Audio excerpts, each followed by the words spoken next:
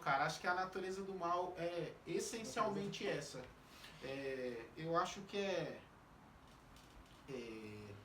eu vi voltando aqui para aquelas pilhas, né, que eu te falei de um canal um tempo atrás que eu vi, e uma das ideias interessantes que eles trouxeram nele foi a ideia da terra primária, né, que eles falam duas coisas interessantes, né, uma que eles acreditam que ela é mais jovem do que a gente supõe, né, não tem aí esses bilhões de anos entre a gente e os primeiros acontecimentos, né? Tem muitos anos, mas não trilhões, como 65 bilhões de anos de dinossauros, por exemplo.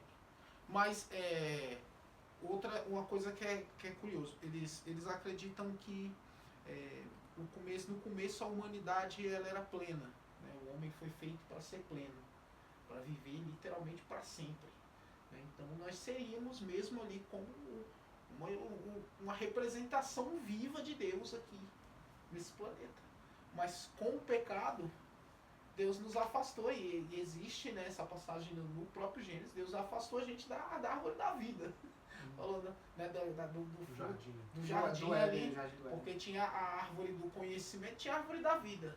E lá diz que Deus afastou o homem do jardim, expulsou do jardim e botou a espada de fogo para proteger aquilo ali. Por quê?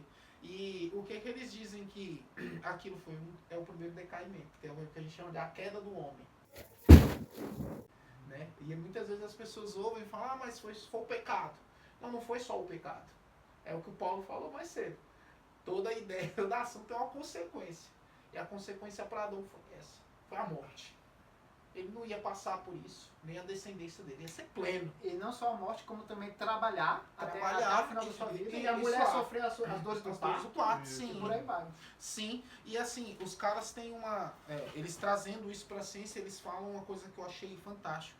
Eles dizem que com esse decaimento, esse primeiro decaimento, né, o homem já teve ele muito do seu tempo abreviado, né, visto que você ia ser basicamente eterno, agora você tem um tempo, mas esse tempo ainda assim era longo. Então assim, Adão, tem até uma passagem curiosa que eles falam do côvado, né, que na Bíblia fala que tinha a estatura dos anjos. Então alguns acreditam que ele era um verdadeiro titã mesmo, eles eram homens gigantescos, o que coincide com a ciência, que se diz que antigamente a Terra tinha mais oxigênio, né? Então eram homens plenos. E aí a moralidade decaiu tanto, que é o que a gente vê em Sodoma e Gomorra. As cidades cresceram, né? O homem foi evoluindo. E assim, o que é curioso de pensar é porque a gente sempre costuma entender essas pessoas. Não só Sodoma, desculpa. Não, claro. Não só Sodoma e Gomorra, o próprio dilúvio, né? Exato, e é aí que eu ia chegar.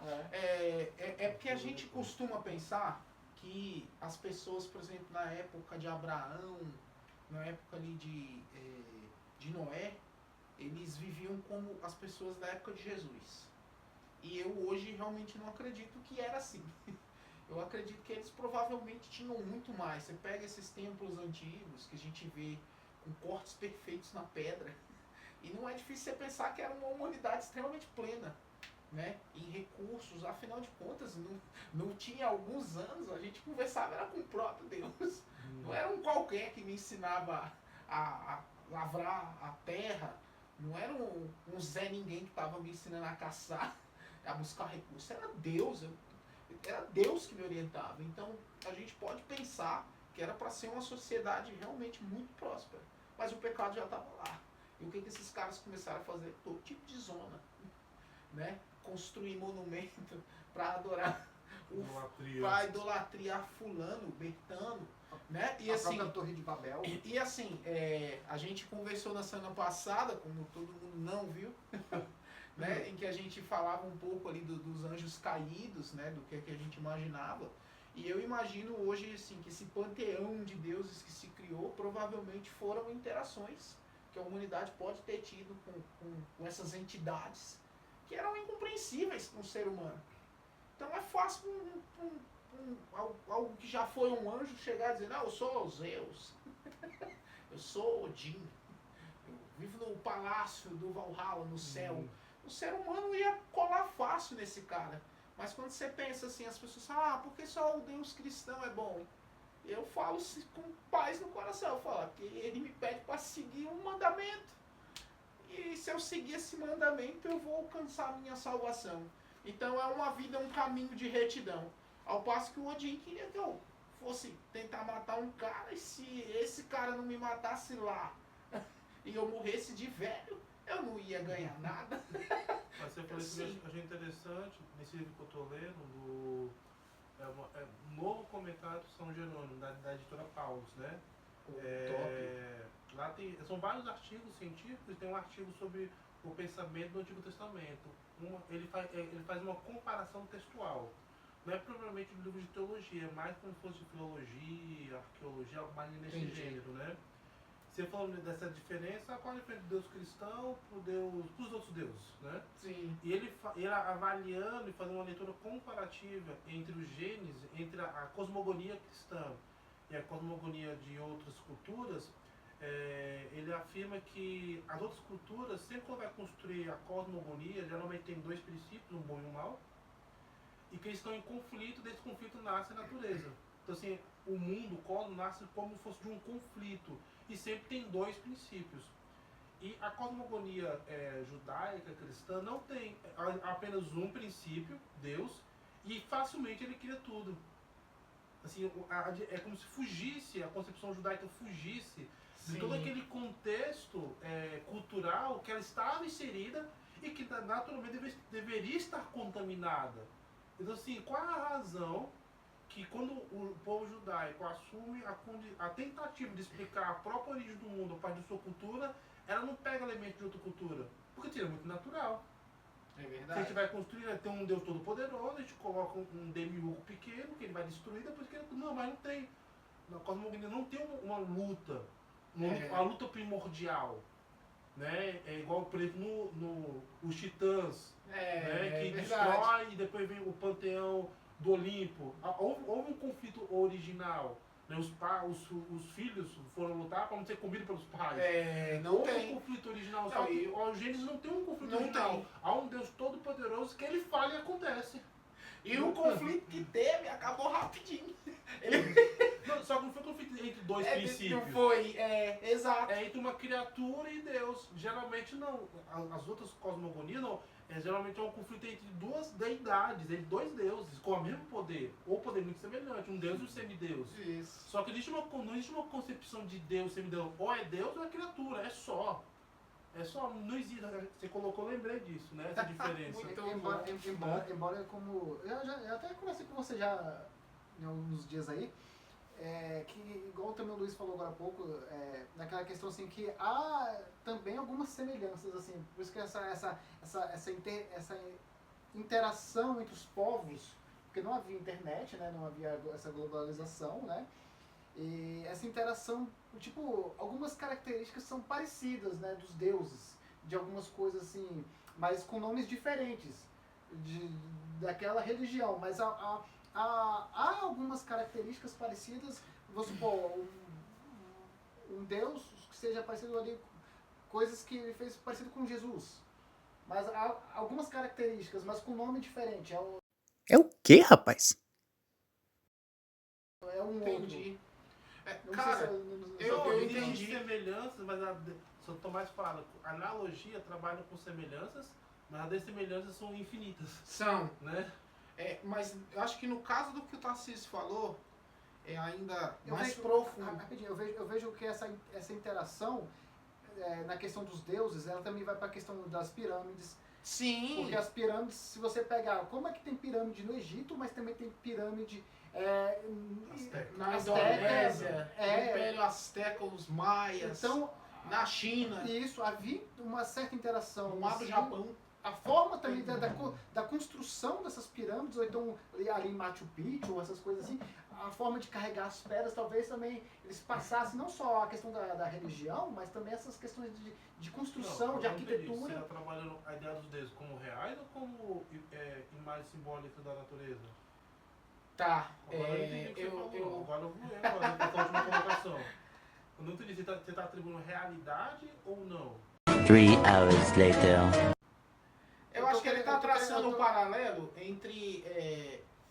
eu entendi. Vamos lá, vamos ver se eu consigo juntar esse quebra-cabeça, mas eu acho que eu entendi.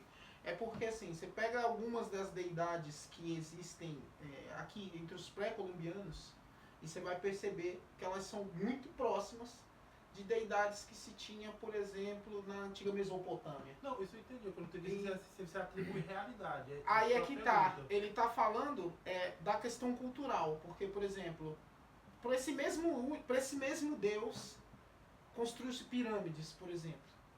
A pirâmide... E faz sentido, porque eles falam, por exemplo, os egípcios construíam as pirâmides para enaltecer os deuses. E os astecas?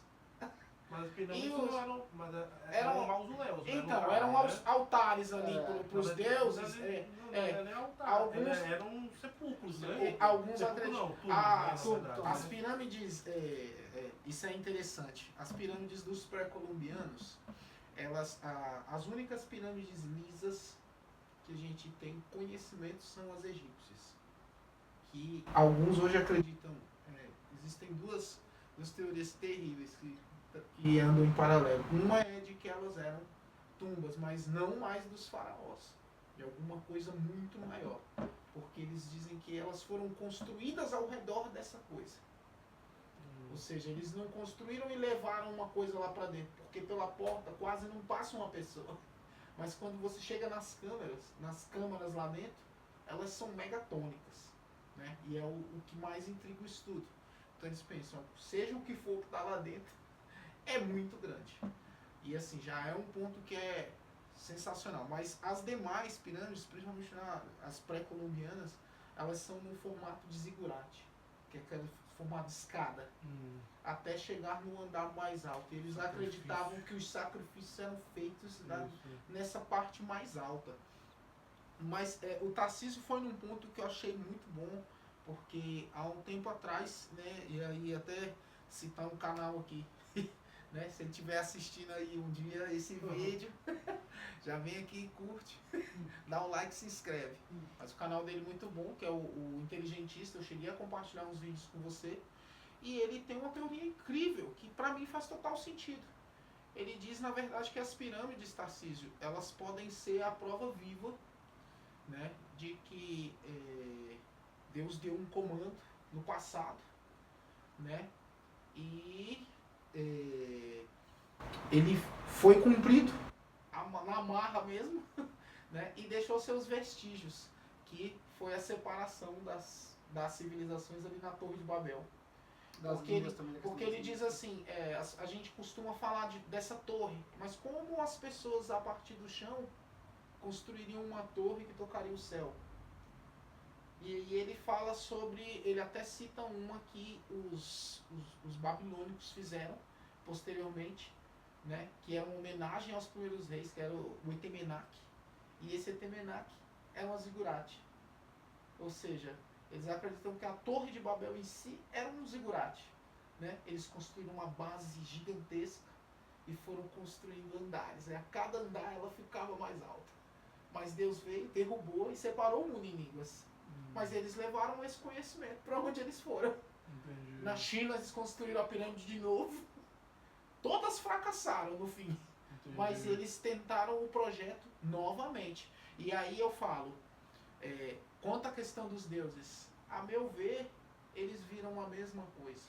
Por isso que eu falo, se você pensar que alguns anjos do céu ali caíram e não podiam mais morar lá, eles podem ter tentado, de alguma forma, destronar o homem daqui, que é uma analogia, na verdade, que não é nem minha, né? O Senhor dos Anéis faz essa analogia, né? Como se o sagrado e o profano tivessem se misturado na Terra-média, e dali você teve toda sorte de criaturas. Você teve os elfos belíssimos, nobres, eternos, né? E você teve os orcs, da natureza de uma corrupção assim, mensurável. E todas aquelas raças e aquela bagunça. Dragão, aranhas monstruosas, tanto que no último filme é o Retorno do Rei, que é Aragorn, o humano. Então toda a luta da sociedade foi para trazer o humano de volta para a cena, porque o homem estava sufocado.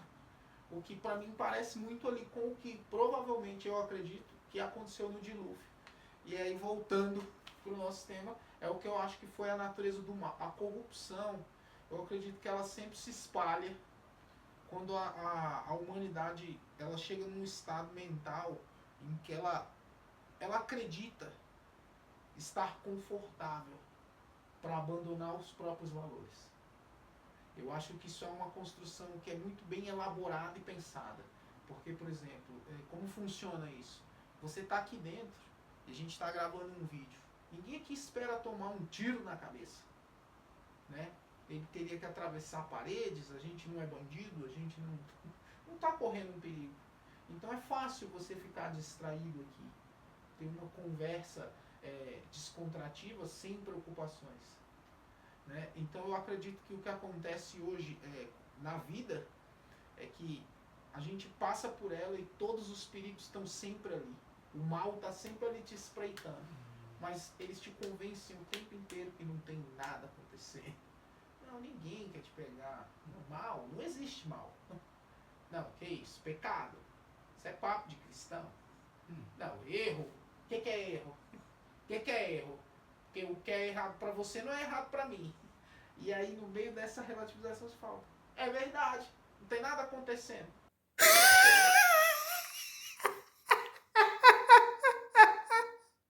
E aí vira um orc. Claro que ninguém vira um orc, mas você vai abraçando monstruosidades da forma mais natural possível. Porque agora nada mais é o que você falou da última vez. Agora, sem o pecado, tudo é permitido. Agora, eu tô livre. É assim, aí na questão, voltando um pouco do assunto, aquela questão ali, por exemplo, eu acho que é mais aquela questão do telefone sem fio. Tá ligado? Você conta uma coisa assim, mas todo mundo conhece, mas é de uma outra forma. E antropologia é uma difusão cultural. Quando as culturas se colidem, e para daí pode nascer uma terceira cultura, ou assim mesclam, né? Difusão cultural na antropologia. Isso. Aí, e no caso, como também levando para a questão assim, de guerras, que havia muita essa questão de conquistar, então eles acabavam tomando domínio também daquela cultura que eles acabaram conquistando, dominando aquela terra ali. Roma, né? Então você acaba tendo contato com ali, vai pegando, vai trazendo isso. Por exemplo, os sumérios ali, os babilônicos, né? Cada um vai dominando aquela área ali, principalmente quando está perto de rios como o Tigres e Eufrates ou o Rio Nilo. Sim. Então vão tomando conta daquela cultura, vão trazendo, vão se misturando. Há uma miscigenação ali de culturas ali.